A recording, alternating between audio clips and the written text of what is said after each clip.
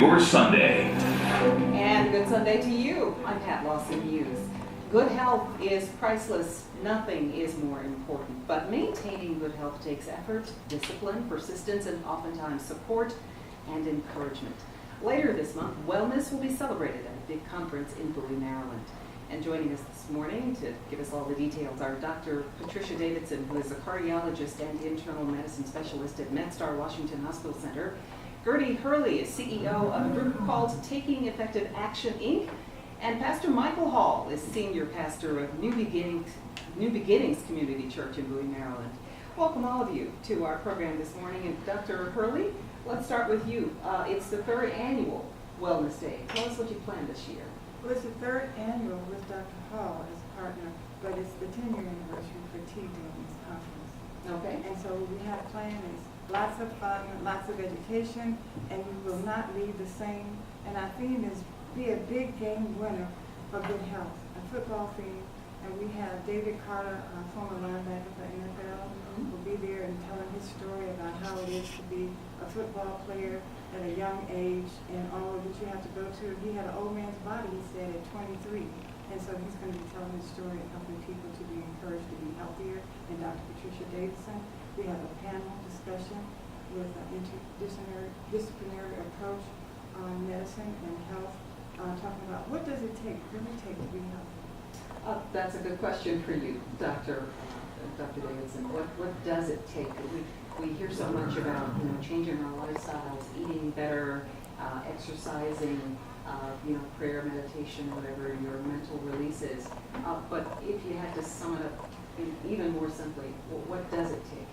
There are three things you can do to prevent over 80% of the diseases that we die from, and that's stay thin, not smoke, and walk. And then you will not end up hypertensive, you will end up with deep vein thrombosis, and venous stasis, and fatty liver, and gallbladder disease, and thyroid disease, and diabetes, and all those things that afflict us because we gain weight, and we don't eat properly, and we don't walk, we don't stay thin, and we smoke, and we end up with cancer, and clogged arteries, and all those things. So it's very simple. You just stay thin, walk, and don't smoke. So can I just hit on that staying thin part of it? Because everybody's not built the same and everybody can't be thin. Can you not be thin and be healthy? That is possible if you've gained a significant amount of weight during your life and you're exercising, you can be a little bit healthier, but you have to recognize that you became that way because of how you were eating or how you were fed during your childhood. And we have to get away from the usual American diet.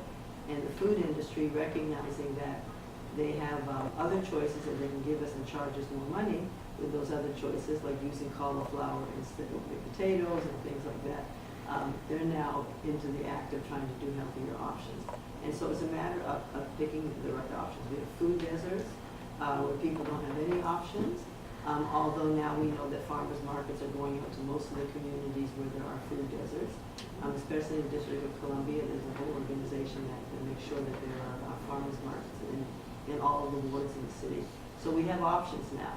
And so the reality fact is that we cannot eat the usual American diet of a whole lot of processed food because most of that does lead us to diabetes and to cancers and high blood pressure.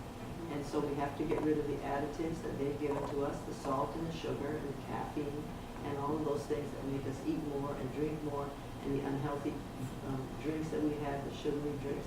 And so if we eliminate the usual things that we eat in the American diet, we can usually be healthy. Dr. Hall, Yes. Pastor Hall, she makes it sound so easy, doesn't she?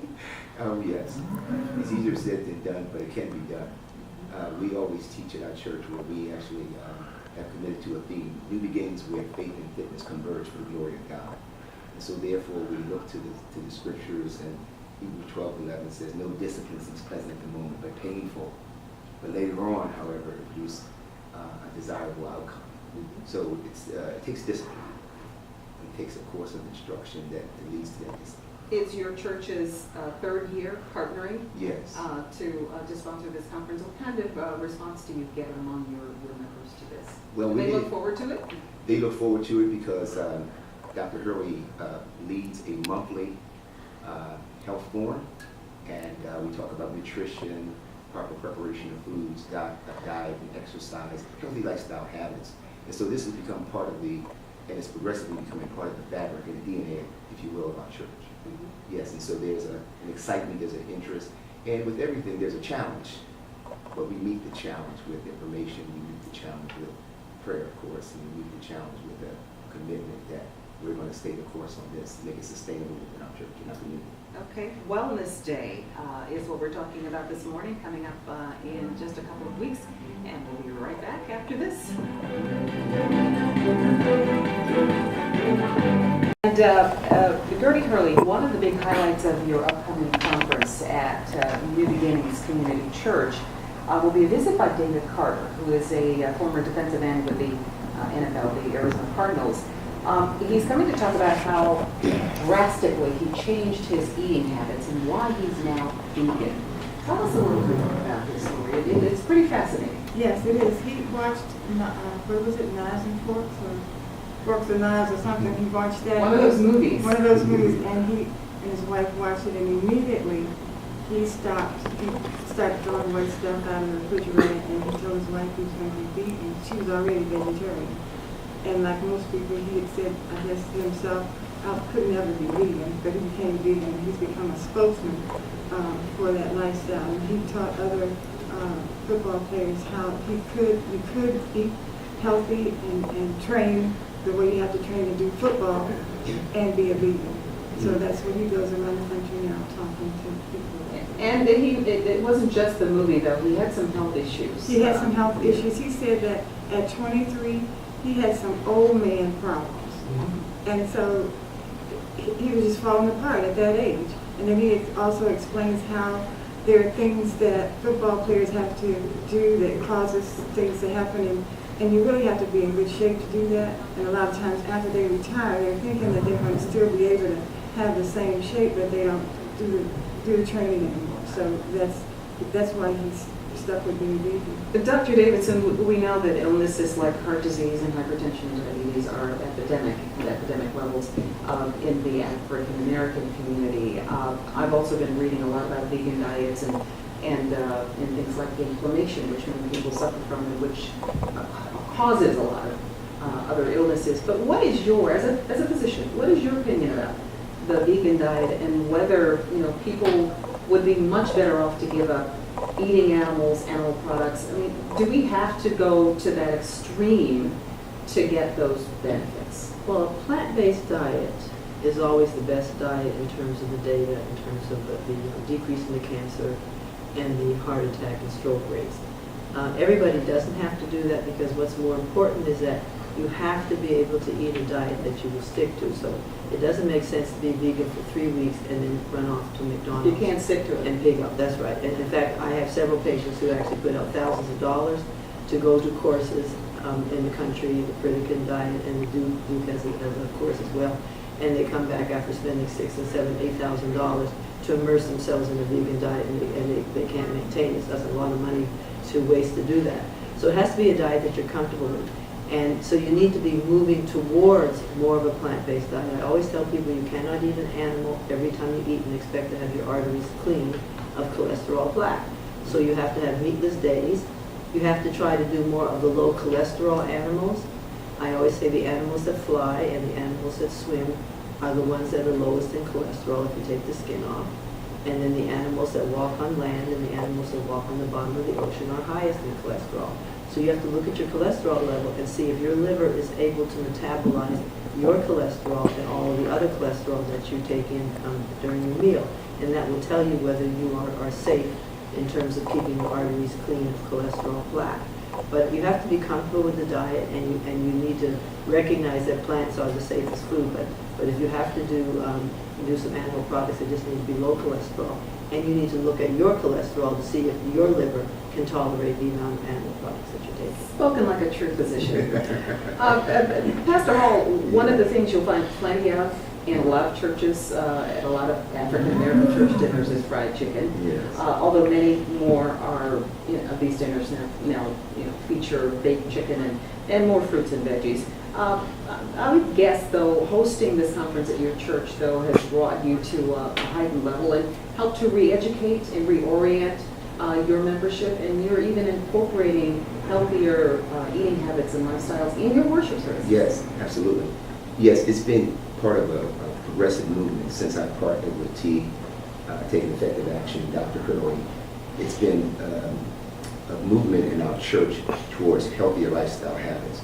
We've done the things you mentioned. We partnered with this, with Dr. Hurley in the celebration of Life Wellness Day for the third year.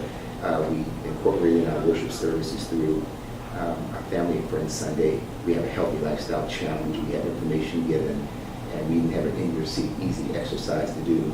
We even That you do during church service? Doing church service, right? Actually doing the church service. And we also have the monthly health forum that Dr. Hurley leads as the director of our health ministry. And we have an inspiration cafe that we have once a month with Christ-centered type of performing arts and entertainment, if you will. And we've even transformed our menu in the cafe to healthy choices at a sacrifice and with some criticism.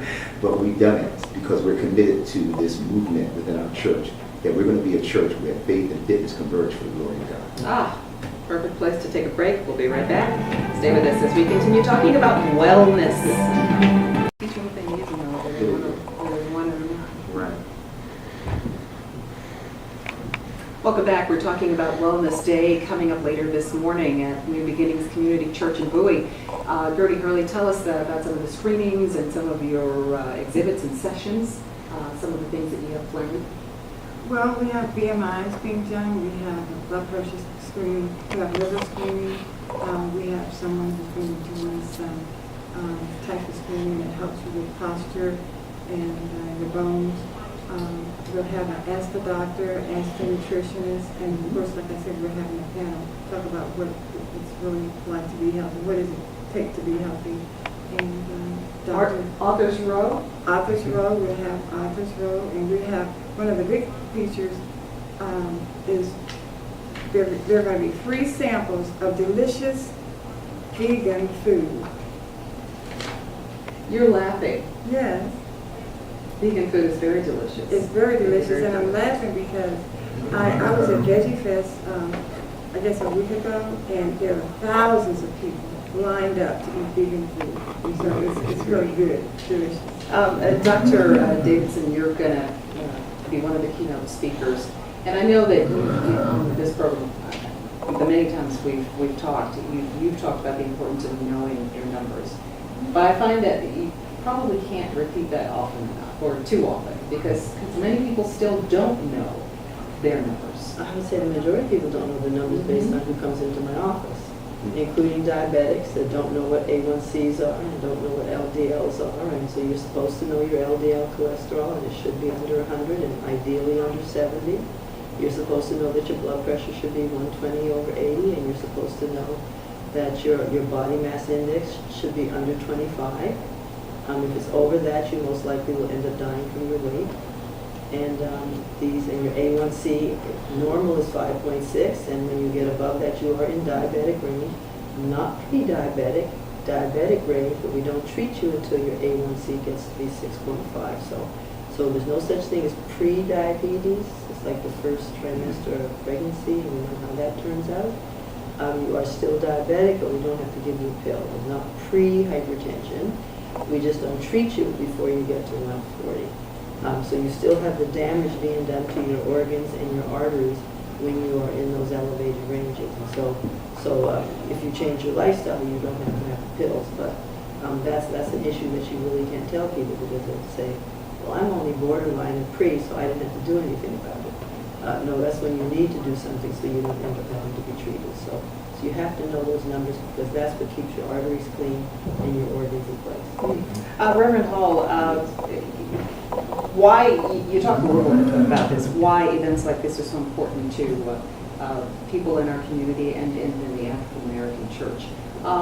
Talk a little about, the change of the culture and why it takes incorporating this into your worship services to actually get people to incorporate it into their lifestyles. Yes.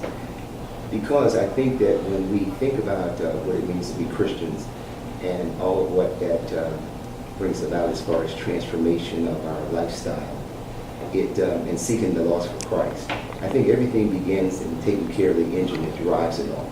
In other words, our body. we often quote 1 Corinthians 6:19 and 20, saying that our body is a temple for God, the Holy Spirit, and we're to glorify God with our bodies. And so therefore, I believe that it's very appropriate to incorporate it within our worship service so we can understand we need to take care of the engine that God intended to drive reaching the lost and having an increasing impact in our community, in our homes, and even in this nation. So we think it's an integral part of what we should be about in reaching the lost for Christ and taking care of our bodies in order to do that. And Gertie, you're actually partnering with other churches, you're bringing them into this program. Yes, and Cornerstone Ministries in Temple Hills, Maryland is one. And so we've taken Healthy Soundbite there and seated exercise and healthy messaging. What we also do, Dr. Paul did mention, is we also provide a healthy snack of an example of healthy food. And it's all been vegan. And they love it. They love it. Yeah. We should say, you're a vegan. I'm a vegan. Yeah. And you've I been call for a long myself time? Grandma Vegan. And you've been for a long time? Since 1999. Before that, I was a vegetarian. And it was a gradual movement, started in the 70s. Did you do it because you had to? Well, I did it because gradually doctors kept telling me, well, eat egg beaters or eat the white egg whites and stop. Then I think it was Dr. Davis that said, stop eating cheese. Somebody, and I said, well, gee, I may as well, because then that's when I was a vegetarian. I said, well, in cold turkey, I just stopped. And it's made me feel better. It's just wonderful. All right. We're going to continue our talk right after this. Stay with us. Welcome back. Just talking to Dr. Patricia Davidson about one change. If someone watching says, you know, I can't do all that stuff and I'm not going to be a vegan, one change, the most important change that you would recommend they do, what would that be? Reduce your sugar and carbohydrate intake. Okay. Focus more on green carbohydrates and get away from all the white carbohydrates. Okay, green carbs. Green carbs, that's your green vegetables. And get away from definitely from the white carbohydrates, the refined carbohydrates. Those are the things that cause most of our disease, our obesity and our diabetes. All right. Dr. Hurley and Pastor Hall, you've got lots of good information that you're going to be giving out at the conference. Do people have to register? They need to register. Go online at www.t-action.org to register, because we have lots of good things to give away, like this cookbook. We're going to give away this cookbook for the kids who come, a nice healthy heart eating coloring book. And we have for the first 100 registers, we have this nice bag. And also remember David Carter will be there. And also we want to thank NBC4 for their One of your sponsors. sponsorship. Yes, and also Partners this year. a major sponsor, Boston Scientific, Close the Gap Program, and John Cleese. The conference, Pastor Hall, takes place at your church on Yes. September 23rd. Give us the schedule. At New Beginnings Center, directly adjacent to our worship center. That's where it's going to take place, 16512 Old Central Avenue, Louisville. That's where it's going to take. And starts at 10 and we'll conclude at 2. And we're looking forward to a great time of education, encouragement, and inspiration. Registration is here.